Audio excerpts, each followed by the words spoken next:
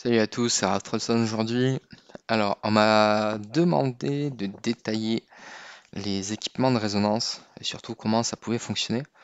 Alors, hop. Donc, dans l'idée, ces équipements-là ont des stats par rapport à la classe et des stats supplémentaires par rapport aux héros qu'on a pu sélectionner dedans ou qui a été prédéterminé par le jeu. Ces artefacts, enfin, ces équipements-là ne sont faisables que lorsque Hormus n'est pas actif. Alors à terme, Hormus et les nains seront des événements permanents. Donc soit comme ça avec le Follower Gift, soit dans le Monthly. Euh, Certainement dans le Monthly parce qu'on aura un cap. Typiquement, Hormus, là, c'était hyper important d'aller chercher les 60 000, plus le 90, plus le 30 ici. Ça nous fait toujours ça nous permet de progresser dans ce ladder-là, ce qui est intéressant. Hop, et donc du coup d'avoir des stats en plus. Et donc les nains, ayant un cap à 3 sets résonance, enfin 3 sets de chaque en fait je pense, soit ils seront directement dans la forge, soit ils seront dans l'onglet événements. Et donc là, pour les équipements résonance, une fois qu'on l'a forgé, hop, il nous faut ce petit cristal là, je sais pas comment il s'appelle. Soul Resonance Crystal, ok. Donc celui-là, on l'obtient en désassemblant des équipements. Donc avec les filtres, on peut jouer, on peut regarder tout ce qu'on a ici. Ne pas désassembler plus que du 3 étoiles, éventuellement du 4, mais voilà, après ça se discute, hein. Ça dépend de ce dont vous avez besoin. Hop, là on en fait un petit peu, tac. Et après, une fois qu'on est ici, on a deux possibilités. Soit on va utiliser des gemmes, d'accord? Ça c'est totalement déconseillé. Enfin, je trouve que les gemmes, on en a trop besoin dans le jeu pour les claquer ici. Parce que là, en fait, ce qui va se passer, c'est que vous avez une chance, une fois que vous avez sélectionné ici, que vous appuyez sur Advanced Conversion, vous avez une chance de choper le perso que vous voulez, mais pas forcément. Et c'est aussi sur 6 que vous aurez, donc là, typiquement, un Saja. Or, là, si je fais la conversion classique, ça va me coûter 1 million. Alors pourquoi il y a beaucoup de zéros, je sais pas, ils aiment bien les gros chiffres. Là, en gros, j'ai 36 essais pour choper le perso que je veux. Donc, on va essayer par exemple de viser Drake. 36 essais. Là, ce qui va se passer, c'est que hop, j'en ai 6, 12, 17. Donc, Drake, j'ai une chance sur 17 de le choper. Tac. Voilà. Donc là, est-ce que je veux avoir un essai fixe ou pas? Non. Pareil, ainsi de suite. Donc là, il faudra après le faire euh, pour chaque pièce. Et c'est là où c'est intéressant. Alors, ces pièces-là, ces équipements-là sont très forts. Là, on n'a plus besoin de se poser la question de dire est-ce que je fais un split de 2, 3-1, 2-0? Voilà, il y a vraiment plus trop de questions à se poser. Les quatre ensemble sont très forts. Maintenant, là aussi où c'est très fort, c'est que si vous voulez optimiser certains modes de jeu, par exemple une Itaka, euh, vous pouvez lui mettre juste ça avec le 6% de dégâts en plus et optimiser avec le set 6 étoiles qui devrait donner 21% d'attaque en plus. Donc elle aurait vraiment une grosse stat d'attaque. Parce que là, on aurait ces stats-là ne l'intéressent pas. Ces stats-là non plus. Éventuellement celle-ci, le crit de mage et encore, pourquoi pas. Donc voilà. Donc éventuellement, dans certains cas, vous pouvez avoir besoin d'une pièce en particulier. Ce que je vous déconseille par contre, quand vous convertissez au niveau des nains, quand vous convertissez un set, convertissez les 4 pièces de la même classe et pas genre 2 mages et 2 prêtres. Parce que ce qui va se passer, c'est que vous convertissez 2 mages et 2 pièces mages, 2 pièces prêtres, vous pointez ici, perdu. chance sur 4. Celle-là, je suis vraiment mauvais. Ici. Voilà.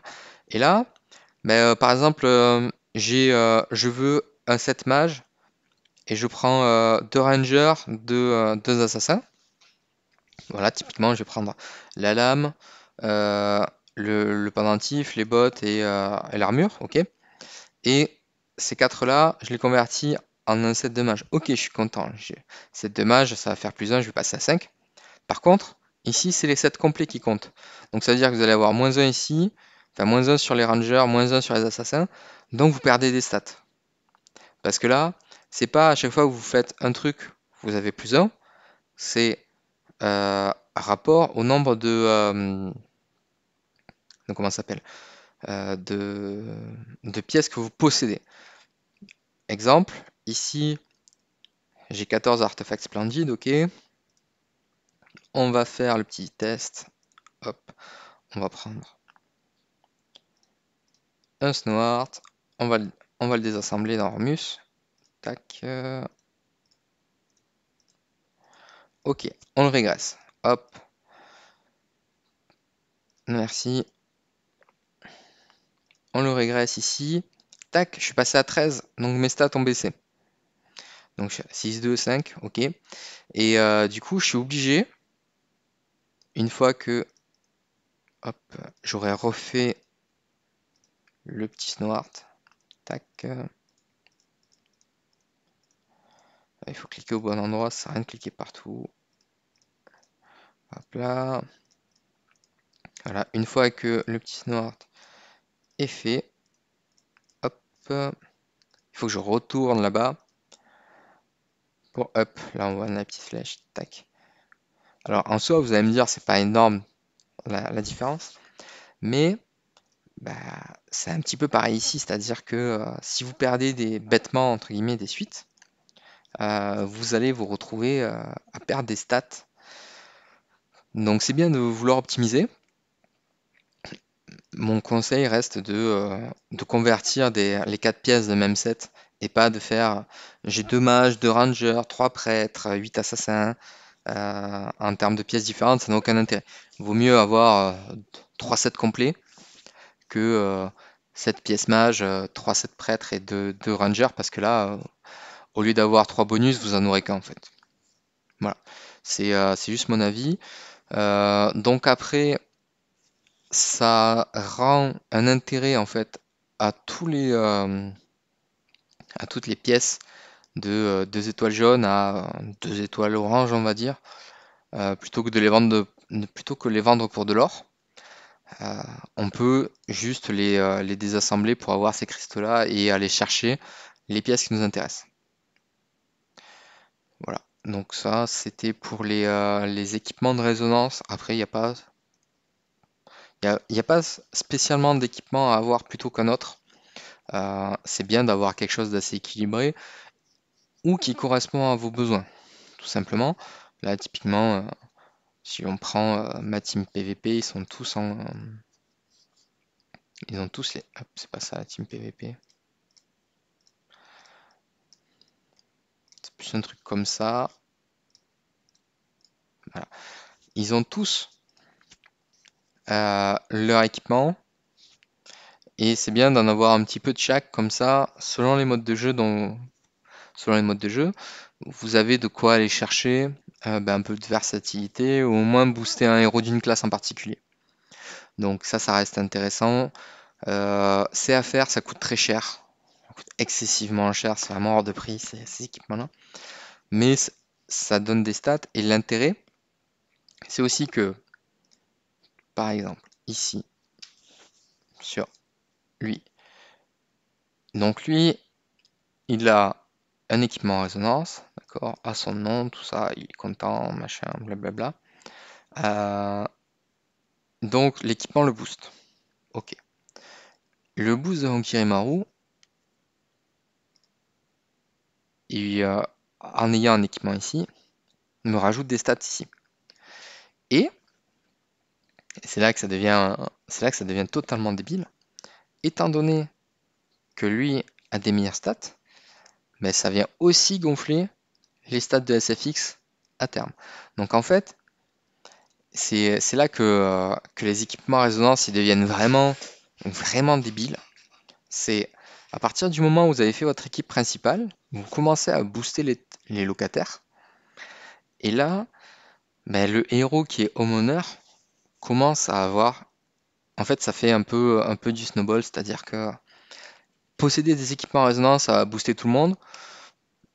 Et derrière, ce bonus-là, le bonus que Ankirimaru il va avoir, parce que j'ai pas écorché son nom quand même. Non, c'est bon. Hop. Ben, il va se répercuter sur SFX. Donc là, au début, c'est 5%, de 5%, c'est rien. Oui, certes, nos problèmes. Par contre, quand on va commencer à arriver sur des gros chiffres, euh, typiquement, je sais pas moi, si on prend par exemple, allez, 50%. Voilà, typiquement là, non.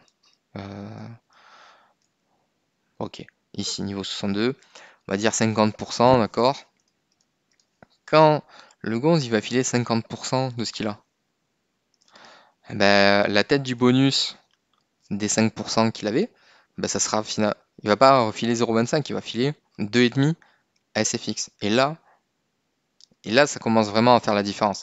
C'est-à-dire que là, typiquement, ben, lui, si je lui donne 10K d'attaque là et qu'il donne 50% SFX, ben, elle va gagner 5K d'attaque. C'est qui commence à être vraiment énorme et petit à petit à faire des différences. Et la moindre différence là ben, va avoir des répercussions à terme. Et c'est là que qu'on va le voir aussi sur, par exemple, hop, là il y a la reine ici. Mais typiquement, ça va nous permettre d'aller chercher, hop, des résultats un petit peu. Ouais, c'était ici, c'était dans ce groupe, dans le groupe 6, je crois. Voilà. Typiquement des résultats un peu comme lui où ben, on voit qu'il a, lui, il a 82 millions, Ripjol 145, i5 130. Bon, bah, il a fait 2,10 sur i5 et il a fait 10,0 ici. Donc voilà, là, il a deux tenantes, d'accord. Son équipe, c'est ça.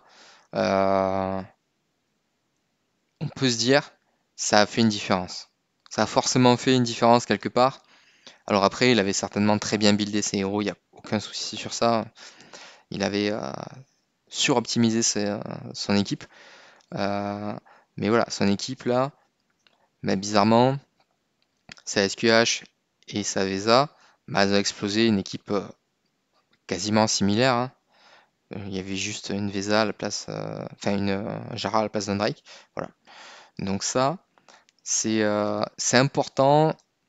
Faut se le prévoir. Faut essayer d'avoir des gemmes de côté. J'attends de voir comment ça va se passer et s'ils vont remettre des seuils en place. Normalement, on ne devrait pas avoir des seuils débiles, genre illimité pour Hormus et pour les nains. On va rester plus sur je pense 60K ici et 3 de chaque par mois. Ça serait pas déconnant, éventuellement 4 ou 5 pour les nains et un petit peu plus pour Hormus, mais il n'y a pas d'intérêt à. Enfin, le jeu n'a aucun intérêt à, à offrir enfin, quelque chose qui était limité, à le passer maintenant de suite illimité. Éventuellement, ils pourront augmenter un petit peu à terme, mais parce que là, on arrive enfin, à force de cramer 8 pay to win par mois pour faire de Splendid, ça commence on commence à arriver, enfin, les joueurs commencent à arriver à des limites, c'est-à-dire que là, typiquement, j'en ai à peu près 60, bientôt 80. Il m'en reste pas grand-chose à faire en fait. Si je veux terminer, si je veux tous les faire. Et a priori, on n'a pas la possibilité de choper euh, 8 pay to win par mois. Donc, on devrait arriver à un cap sous peu, je pense. Euh, voilà, ça ne reste que mon avis. Et, il vaut ce qu'il vaut, hein, mais voilà. Donc, ne vous affolez pas sur Hormus. Euh, enfin, continuez à jouer avec votre strat. Et au niveau des nains, essayez d'en faire, c'est vraiment important. Surtout quand vous allez commencer à élever vos niveaux dans l'île céleste. Voilà, n'hésitez pas si vous avez des commentaires. ou des questions à les poser. Et moi, je vous souhaite une bonne journée. Salut tout le monde.